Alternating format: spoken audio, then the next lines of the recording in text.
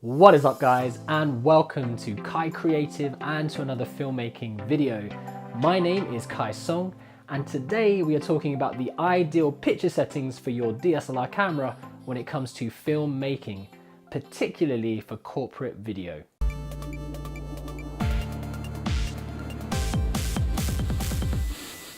Before I got my first DSLR camera, I used to use Panasonic and Sony consumer camcorders, which basically had very limited functionality.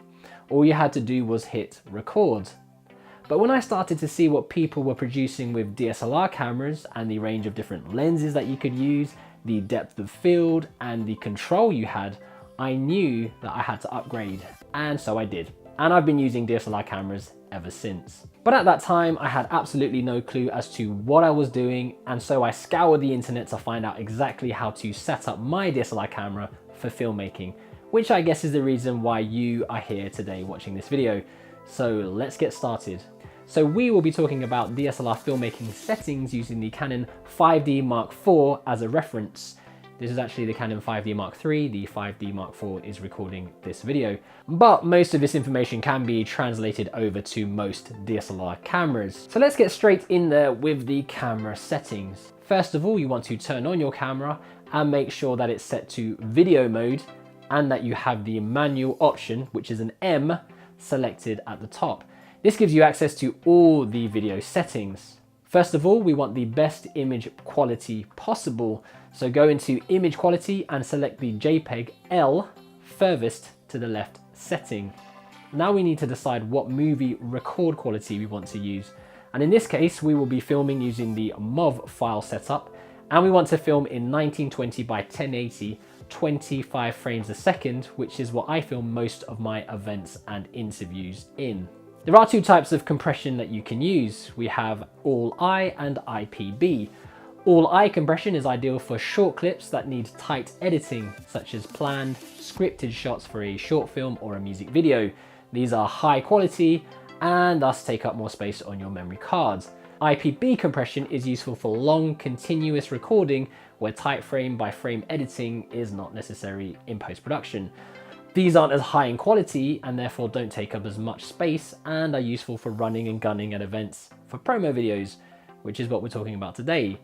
So this is the option that we're going to use. Now that we've chosen that format, this helps us to set our other channel settings. First of all, to avoid things like flicker, our shutter speed, which is the speed at which our camera shutter opens and closes, should be double that of the selected frame rate. So because we're shooting at 25 frames a second, our shutter speed should be set to 50. This would also be the case for 24 frames a second.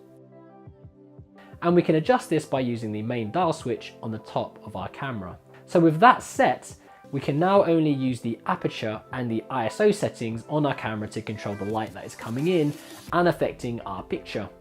In these instances, it's good to have a lens with a large aperture, and this means that the number should be low. As an example, a lens with a 1.4 aperture lets in twice the light of a lens with an aperture of 2.0, and that lets in double the light of a lens with an aperture of 2.8. Essentially what you need to know is that the smaller the number here, also referred to as the f-stop, the more light your lens can allow in, and this will enable you to shoot better in low light conditions as well as control your depth of field. And we can adjust our aperture by holding down the star button and moving our main dial button left or right. We can also use ISO to control the brightness of our picture.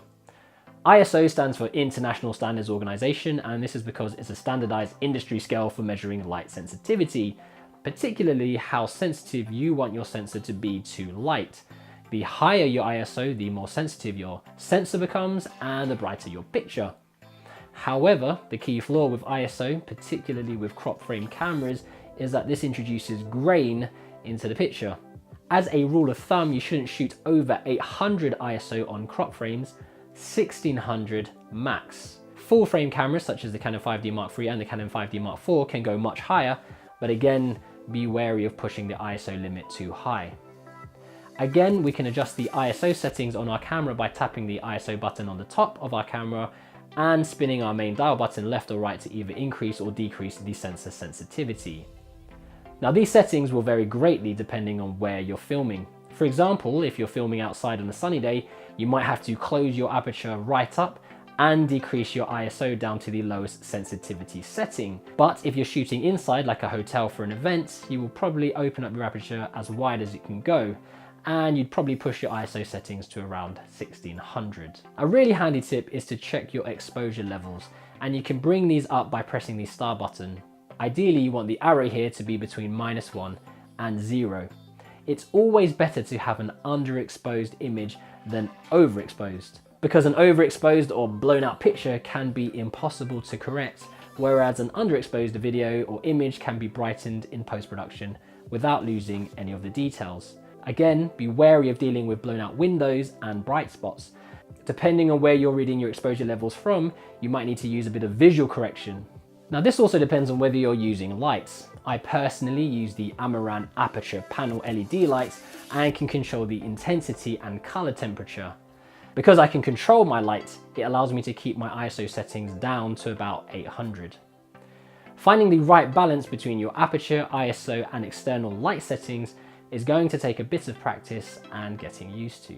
Before we record anything, we need to make sure that our white balance is set. And we can do this by using grey cards or white cards, or even just a plain white piece of paper. First, take a picture of the card or the paper. Then go into the white balance settings and set it to custom, which is the image here.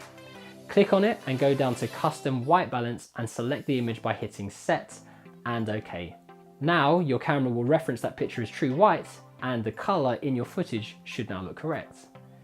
Every time you change your environment, make sure you update your white balance. This is particularly important for corporate events that tend to be in hotels that have very yellowish lights. So let's move on now to our sound settings. Go to the sound recording option and change it to manual. Do a test to make sure that the sound doesn't peak over -12 dB. If it does go over 12, then bring the recording level down until it's no longer going over -12 and hit OK. This is to help avoid any peaks or clipping in our sound later on.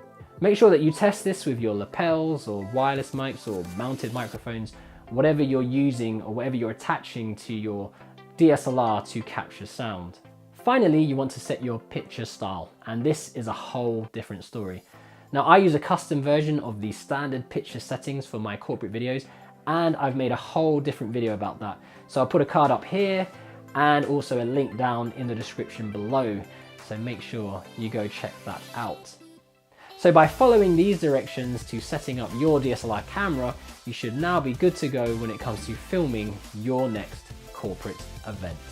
We're actually building a filmmaking library here on KaiCreative, so if you haven't done so already, please do subscribe, check out the other awesome content, and share your thoughts on what you want to see in the future down in our comment section below. As always, stay creative, imagine, implement and inspire, and I'll see you guys next time on KaiCreative.